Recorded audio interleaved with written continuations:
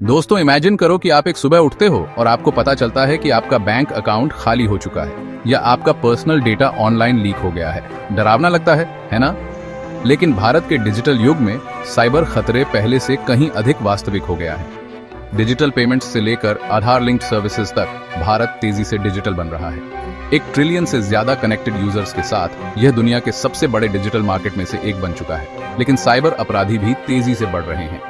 UPI fraud से लेकर social media hack तक, no one is truly safe. यहाँ सवाल ये है कि क्या आप अपनी सुरक्षा के लिए तैयार हैं? Fishing scams, data breaches, ransomware attacks, ये कभी विदेशी समस्याएं लगती थी, लेकिन अब ये हर भारतीय के दरवाजे पर दस्तक दे रही है। ये सिर्फ टेक्नोलॉजी का सवाल नहीं है, यह एक चुनौती है जो बिजनेस, सरकार और हर नागरिक को प्रभावित करती है। तो आइए आज हम गहराई से समझते हैं भारत के डिजिटल एरा में बढ़ती साइबर सिक्योरिटी चैलेंजेस को। मोस्ट इंपॉर्टेंटली, इस डिजिटल युग में कैसे आप खुद सुरक्षित रह सकते हैं।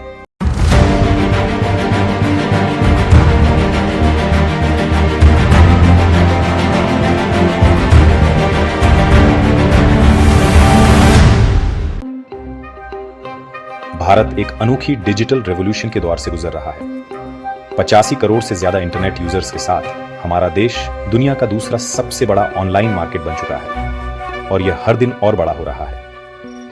यह डिजिटल लहर अब सिर्फ शहरों तक सीमित नहीं है, बल्कि गांवों तक भी पहुंच चुकी है। स्मार्टफोन्स और सस्ती इंटरनेट कनेक्टिविटी ने असंभव लगने वाली दूरियों को खत्म कर दिया है। आधार, यूपीआई और डिजिटल इंडिया जैसी पहले हमारे काम करने, रहने और जुड़ने के तरीके को बदल रही हैं। उदाहरण के लिए यूपीआई को ही देख लीजिए। 2023 में भारत में 100 अरब से ज्यादा डिजिटल ट्रांजैक्शंस दर्ज किए गए, जो आम लोगों से लेकर छोटे व्यापारियों और बड़ी कंपनियों तक को सशक्त बना रहे हैं। ई कॉमर्स, ऑनलाइन बैंकिंग और डिजिटल एजुकेशन जैसी सुविधाएं पहले से कहीं ज्यादा तेजी से बढ़ रही हैं। भारत डिजिटल तौर पर और भी मजबूत बनता जा रहा है। लेकिन एक सवाल उठता है, जैसे जैसे हमारा डिजिटल इंफ्रास्ट्रक्चर बढ़ रहा है, क्या हम इसके बढ़ते साइबर थ्रेट से सुरक्षित हैं? भारत की तेजी से बढ़ती डिजिटल दुनिया के साथ साथ साइबर खतरों का सामना भी बढ़ रहा है। आइए जानते हैं कौन कौन से सामान्य साइबर खतरे हैं जो भारत को सबसे अधिक प्रभावित कर रहे हैं। नंबर 1 है phishing attacks. Phishing attacks Bharat में सबसे आम साइबर खतरों में से एक है। धोखेबाज नकली ईमेल, टेक्स्ट और वेबसाइटों का इस्तेमाल करके लोगों को उनके बैंक डिटेल्स और पासवर्ड्स शेयर करने पर मजबूर कर देते हैं। सिर्फ एक गलत क्लिक और आपकी फाइनेंशियल सिक्योरिटी खतरे में आ जाती है। Number 2, ransomware attacks. Ransomware attacks भी भारत में तेजी से बढ़ रहे हैं। इसमें हैकर्स आपके कंप्यूटर या कंपनी के सर्वर को लॉक कर देते हैं और फिर डेटा वापस पाने के लिए मोटी रकम मांगते हैं। कई बार अस्पतालों, बैंकों और सरकारी संस्थानों को भी इस तरह के हमलों का शिकार बनाया जाता है। Number 3, data breaches. आजकल हम हर चीज के लिए अपने मोबाइल नंबर, आधार और बैंक डिटेल्स शेयर करते हैं। लेकिन क्या आप जानते हैं कि हर साल करोड़ों भारतीयों का निजी डेटा हैकर्स द्वारा लीक किया जाता है? इससे न केवल हमारी पहचान खतरे में पड़ती है, बल्कि वित्तीय धोखाधड़ी का भी खतरा बढ़ जाता है। Number 4, online financial scam.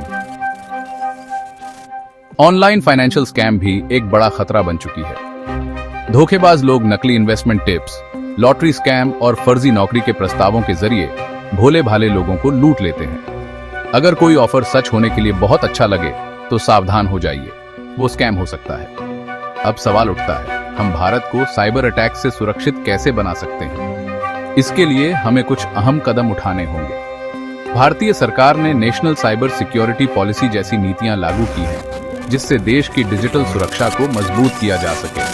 CERT-in, Indian computer emergency response team, लगातार साइबर थ्रेट्स पर नजर रखता है और तेजी से कार्रवाई करता है। साथ ही प्रस्तावित डेटा प्रोटेक्शन बिल का उद्देश्य उपयोगकर्ताओं के डेटा को सुरक्षित रखना है। सिर्फ सरकार ही नहीं, बल्कि हमें भी अपनी डिजिटल सुरक्षा की जिम्मेदारी लेनी होगी। स्ट्रॉन्ग पासवर्ड्स, 2 फैक्टर ऑथेंटिकेशन और नकली लिंक से सावधान रहना जरूरी है। याद रखें, अगर कोई ऑफर बहुत अच्छा लगता है तो शायद वो स्कैम ही होगा।